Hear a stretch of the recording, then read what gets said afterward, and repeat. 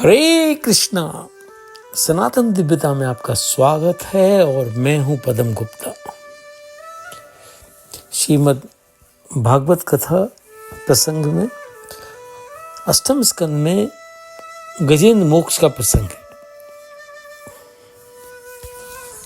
राजा परीक्षित ने पूछा, भगवान श्री हरि ने गजेंद्र को ग्रह से कैसे छुड़ाया था? यह परम मंगलमय कथा आप मुझे सुनाइए। सुखदेव जी ने कहा, परीक्षित,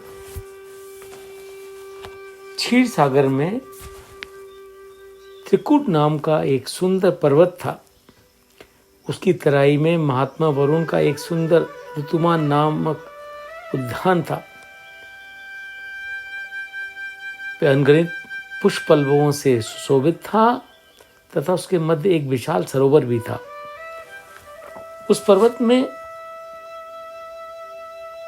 नाना प्रकार के पशु और पक्षी निवास करते थे।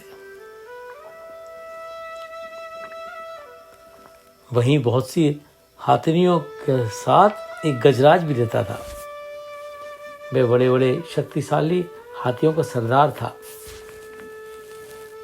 एक दिन मत गजराज कड़ी धूप से व्याकुल होकर उसी सरोवर के किनारे जा पहुंचा।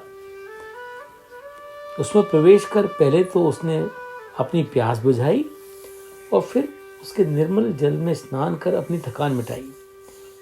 फिर वह प्रसन्नता से सूंड से जल के फुहारे छोड़ छोड़कर साथ की हथनियों और बच्चों को नहलाने लगा। किंतु बेचारे को यह पता नहीं था कि तत्काल ही उसके सिर पर एक बहुत बड़ी विपत्ति आने वाली है। इस प्रकार जब वह कीड़ा था, उसी समय एक बलवान ग्रहा मगर ने क्रोध में भरकर उसका पैर पकड़ लिया। अकस्मात विपत्ति में पड़ने के कारण उसने शक्ति भर अपने को छुड़ाने का प्रयत्न किया, किंतु छूट न सका।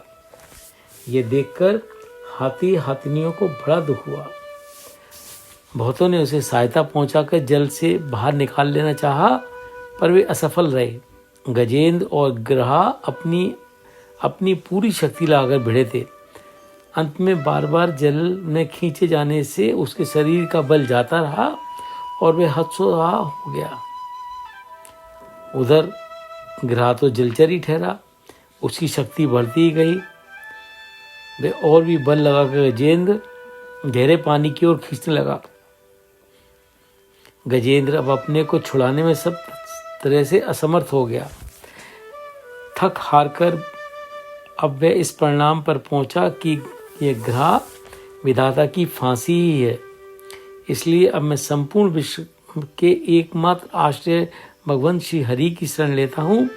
ऐसा निश्चय कर गजेंद्र भगवान की स्तुति करने लगा। सबके हृदय में स्थित जगत के एकमात्र स्वामी एवं सृष्टि के मूल कारण भगवान श्री हरि को मैं नमस्कार करता हूँ। सबके मूल प्रभु मेरी रक्षा करें।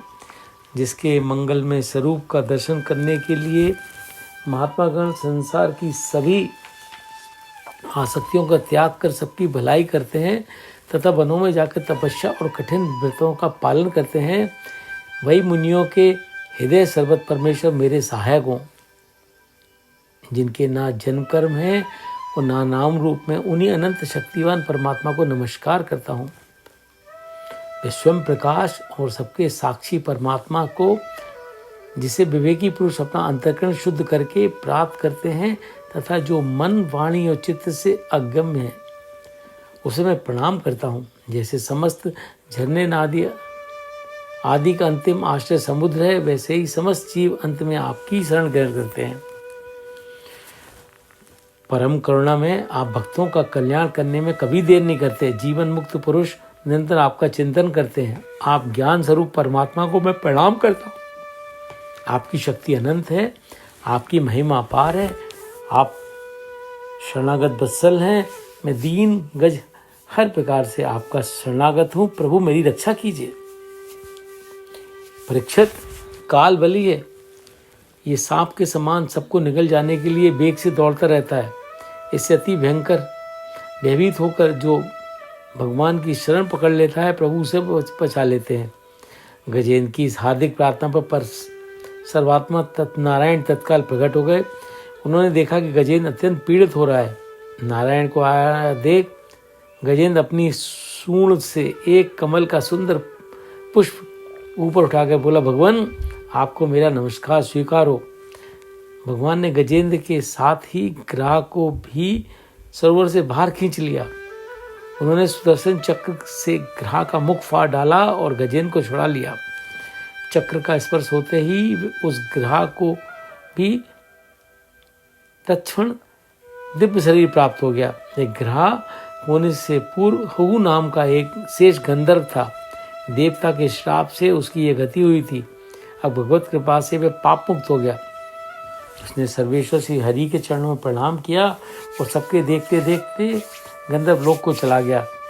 गजेंद्र भी भगवान का चरण स्पर्श करते ही अज्ञान बंधन से मुक्त तदाकार हो गया। गजेंद्र पूर्व जन्म में इंद्रधुम्न नाम का एक यशस्वी राजा था। मैं भगवान का श्रेष्ठ उपासक था। राजा इंद्रधुम्न राजपाट छोड़कर मलय पर्वत पर रहने लगा था। एक दिन वह स्नान के बाद पूजा के समय मौन व्रत लेकर भगवान की आराधना कर रहा था। उसी समय देवयोग से अगस्त मुनि अपनी शिष्य मंडली के साथ वहां पहुंचे। उन्होंने देखा यह प्रजा पालन तथा गृह उचित अतिथि सेवा आदि धर्म का परित्याग कर तपस्वियों की तरह एकांत में चुपचाप बैठकर उपासना कर रहा है। इससे उन्होंने क्रुद्ध होकर इंद्रधुम्न राजा को यह श्राप दिया, ये राजा गुरुजनों से शिक्षा ग्रहण न कर परोपकार से निवृत्त होकर मनमानी कर रहा है। ये हाथी के समान जड़ बुद्धि वाला है, अतः इसे हाथी की ही योनि प्राप्त हो।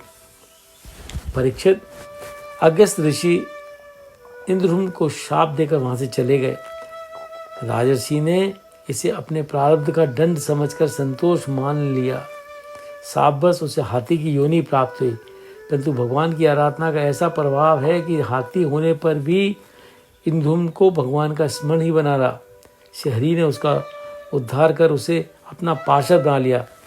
गजेंद्र की स्तुति से प्रसन्न होकर भगवान ने उसे यह कहा था, जो लोग रात के पिछले पैर ब्रह्म मुहूर्त में एकाग्रचित होकर तुम्हारी की हुई इस स्तुति से मेरा भजन करेंगे, उन्हें मृत्यु के समय इस स्तुति पाठ से